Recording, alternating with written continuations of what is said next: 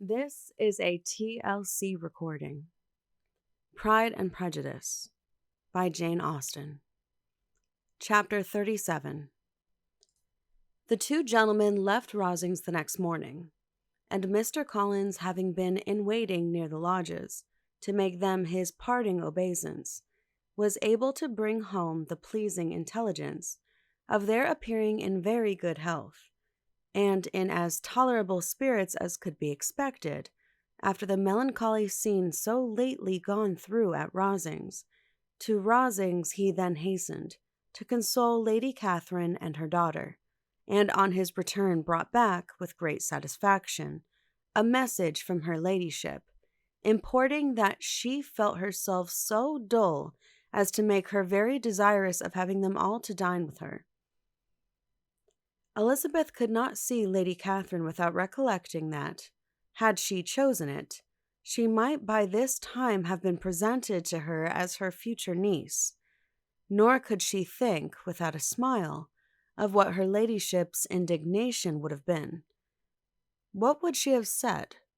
How would she have behaved? Were questions with which she amused herself. Their first subject was the diminution of the Rosings party. "I assure you, I feel it exceedingly," said Lady Catherine. "I believe no one feels the loss of friends so much as I do, but I am particularly attached to these young men, and know them to be so much attached to me.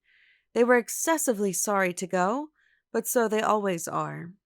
The dear Colonel rallied his spirits tolerably till just at last, but Darcy seemed to feel it most acutely, more, I think, than last year. His attachment to Rosings certainly increases."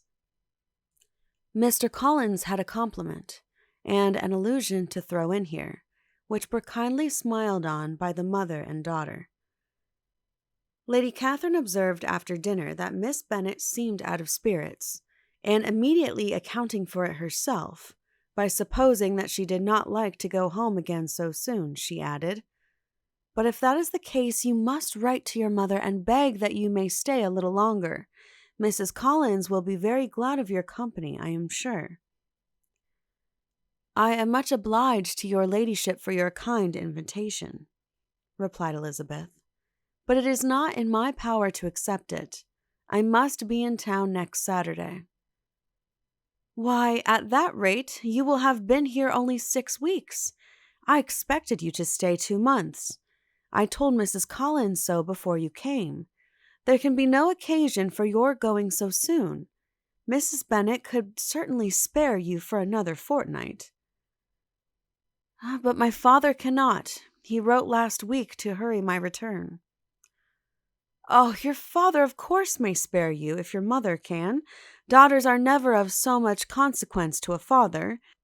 And if you will stay another month complete, it will be in my power to take one of you as far as London, for I am going there early in June, for a week. And as Dawson does not object to the barouche box, there will be very good room for one of you. And indeed, if the weather should happen to be cool, I should not object to taking you both, as you are neither of you large." "You are all kindness, madam, but I believe we must abide by our original plan." Lady Catherine seemed resigned. "Mrs. Collins, you must send a servant with them. You know I always speak my mind, and I cannot bear the idea of 2 young women traveling post by themselves. It is highly improper. You must contrive to send somebody. I have the greatest dislike in the world to that sort of thing. Young women should always be properly guarded and attended, according to their situation in life. When my niece Georgiana went to Ramsgate last summer, I made a point of her having 2 men servants go with her. Miss Darcy, the daughter of Mr. Darcy of Pemberley, and Lady Anne could not have appeared with propriety in a different manner. I am excessively attentive to all those things. You must send John with the young ladies, Mrs. Collins. I am glad it occurred to me to mention it, for it would really be discreditable to you to let them go alone." "My uncle is to send a servant for us." "Oh, your uncle! He keeps a manservant, does he? I am very glad you have somebody who thinks of these things. Where shall you change horses? Oh, Bromley, of course. If you mention my name at the bell, you will be attended to. Lady Catherine had many other questions to ask respecting their journey, and as she did not answer them all herself, attention was necessary, which Elizabeth believed to be lucky for her, or with a mind so occupied she might have forgotten where she was. Reflection must be reserved for solitary hours, whenever she was alone. She gave way to it as the greatest relief, and not a day went by without a solitary walk, in which she might indulge in all the delight of unpleasant recollections. Mr. Darcy's letter she was in a fair way of soon knowing by heart. She studied every sentence, and her feelings towards its writer were at times wildly different. When she remembered the style of his address, she was still full of indignation, but when she considered how unjustly she had condemned and upbraided him, her anger was turned against herself, and his disappointed feelings became the object of compassion. His attachment excited gratitude, his general character respect, but she could not approve him, nor could she for a moment repent her refusal, or feel the slightest inclination ever to see him again. In her own past behavior there was a constant source of vexation and regret, and in the unhappy defects of her family, a subject of yet heavier chagrin. They were hopeless of remedy. Her father, contented with laughing at them, would never exert himself to restrain the wild giddiness of his youngest daughters, and her mother, with manners so far from right herself, was entirely insensible of the evil. Elizabeth had frequently united with Jane in an endeavour to check the imprudence of Catherine and Lydia, but while they were supported by their mother's indulgence, what chance could there be of improvement?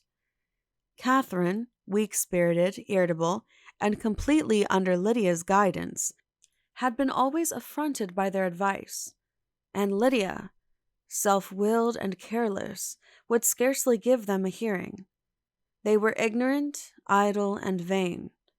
While there was an officer in Meryton, they would flirt with him, and while Meryton was within a walk of Longbourn, they would be going there forever. Anxiety on Jane's behalf was another prevailing concern, and Mr. Darcy's explanation, by restoring Bingley to all her former good opinion, heightened the sense of what Jane had lost. His affection was proved to have been sincere, and his conduct cleared of all blame, unless any could attach to the implicitness of his confidence in his friend.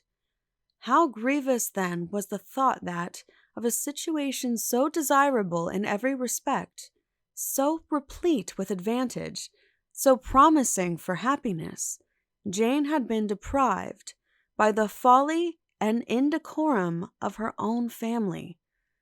When to these recollections was added the development of Wickham's character, it may be easily believed that the happy spirits, which had seldom been depressed before, were now so much affected as to make it almost impossible for her to appear tolerably cheerful. Their engagements at Rosings were as frequent during the last week of her stay as they had been at first. The very last evening was spent there, and her ladyship again inquired minutely into the particulars of their journey, gave them directions as to the best method of packing, and was so urgent on the necessity of placing gowns in the only right way that Maria thought herself obliged, on her return, to undo all the work of the morning and pack her trunk afresh. When they parted, Lady Catherine, with great condescension, wished them a good journey, and invited them to come to Hunsford again next year. And Miss de Bourgh exerted herself so far as to curtsy and hold out her hand to both. End of chapter 37. Please click the link below to continue on to chapter 38. This has been a TLC recording. Thank you for listening, and please be sure to subscribe.